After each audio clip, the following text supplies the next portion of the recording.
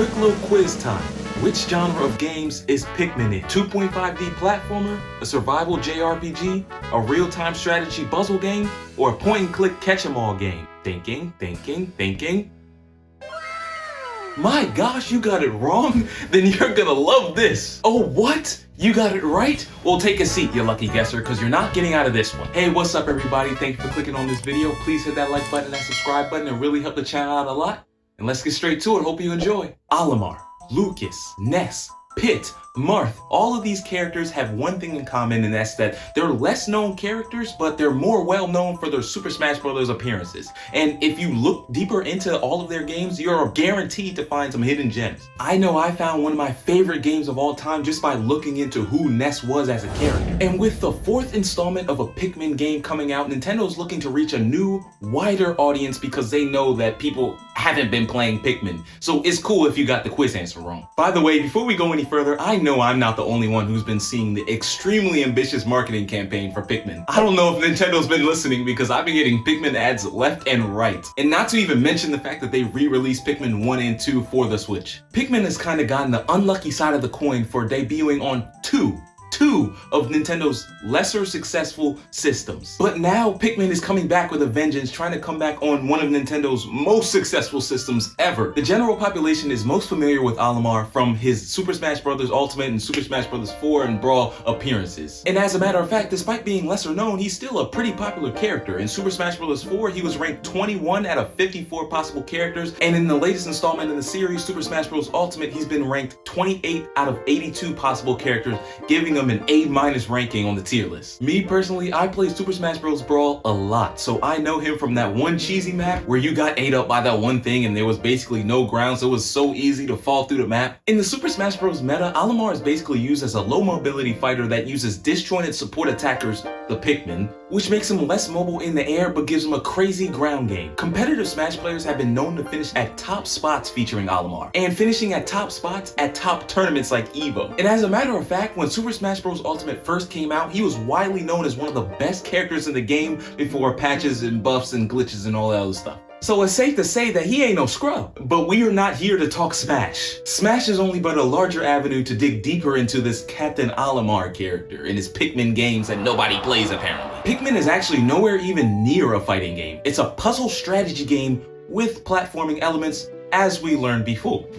That was a little bit of a voice crack. Just a little bit. And Pikmin is far from being a new Nintendo franchise. As a matter of fact, it's a Nintendo veteran, been around for like 22 years. It came out first in 2001 for the GameCube and has been coming out pretty consistently, kinda, over the next 20 years. The first 2 games came out in the early 2000s and came out for the GameCube, and the third one came out for the Wii U. I kind of alluded to this before, but Pikmin has kind of gotten the shorter end of the stick when it comes to releasing on actual successful Nintendo console. Like, what are actually the odds of that happening? So I bet internally at Nintendo, the hope is to come around one last time to see if there's any audience that they could generate and drum up with this Pikmin 4 release on one of Nintendo's most successful products of all time. I think the Nintendo Switch accounts for like a 20% of Nintendo's total sales. So hopefully this time around, Pikmin gets the motion that it deserves. Plus, they've also been trying to capitalize on the Pikmin love with the re-releasing of Pikmin 1 and 2 on the Switch, which has been available for a couple weeks now. Actually, a couple months. I show it on the screen.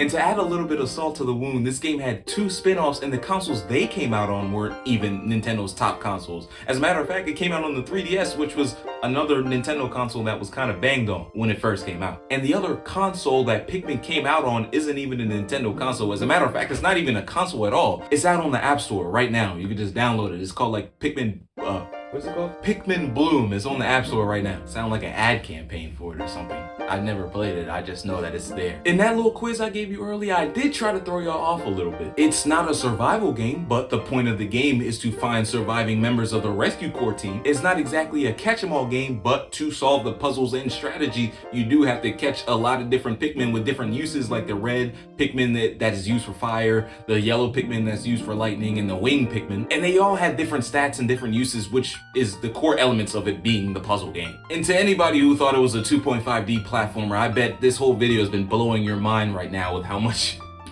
you didn't previously know about Pikmin. And then there's just hella stuff that people just don't know about Olimar. Like, first off, he has a wife and 2 kids, even though he looks like 15 years old. Olimar was actually created by Shigeru Miyamoto himself, and if that name sounds familiar, it should, because he created Mario and Luigi. And it's kind of like, I don't know, the biggest name at Nintendo right now. And some elements of that are in the Pikmin games. In the second game, Olimar gets a sidekick named Louie, and you know, Olimar and Louie switch up the letters a little bit, leave off Mario and Luigi, Olimar and Louie, you see it. And for those who didn't see it, Olimar and Louie are a play on Mario and Luigi, also from Shigeru Miyamoto. Another random fact is that Olimar wasn't a playable character in Pikmin 3. They decided to go a different direction with the series, and you know, Olimar was in Pikmin 3, he just wasn't a playable character. Another fact is the fact that Olimar wears that spacesuit because oxygen apparently is poisonous to his species, the Hakotations. And the final little piece of Olimar lore is the fact that he actually kind of dies in the bad ending of Pikmin 1. The point of the game is to collect a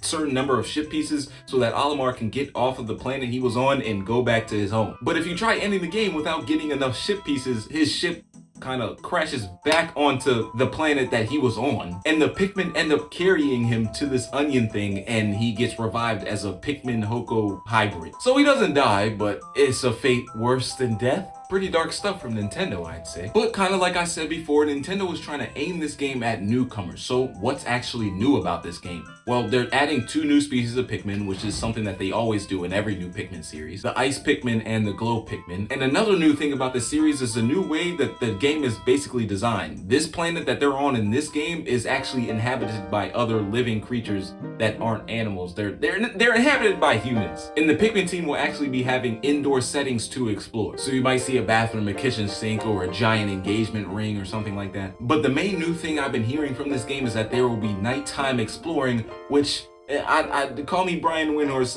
I may know the future, but the nighttime exploring may have something to do with the fact that there's glow Pikmins in the game now. But yeah, from the little bit of Pikmin I've been exposed to and I've tried, Pikmin seems like a pretty simple game. And it's pretty well known that Pikmin doesn't have as much of a fan base as the Metroid, Mario, Pokemon, at least not in America. What do I expect from this game? Well, I just expect a good Pikmin game in this series. It's gonna be a good question to see if did Pikmin not take off because it was released on lesser known consoles? Or was it just a good game that fell on bad circumstances? We could see that the creators and the people at Nintendo, Shigeru Miyamoto, really cares about this series a lot because he's trying to bring it back over and over again. I mean, he's shown this series much more love than he's shown other series that have kind of fallen by the wayside, like Earthbound, or for that weird period of time where Metroid fell out of bounds. I expect fans of the Pikmin series to be heavily involved and heavily invested and really like this game, and I see it kind of becoming like a cult classic for the Pikmin fan. But I guess the real question is, will this game that is set for newcomers bring in those newcomers and start up a whole new Pikmin wave? I don't know, we will see. I will be playing Pikmin 4 today because it comes out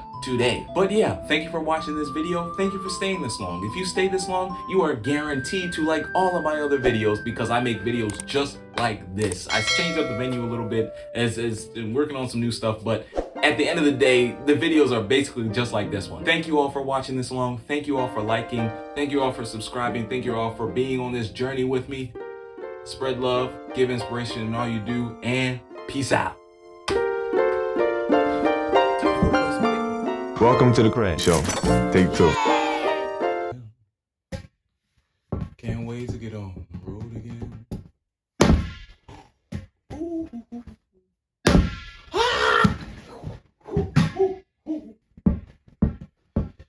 All right, we're back.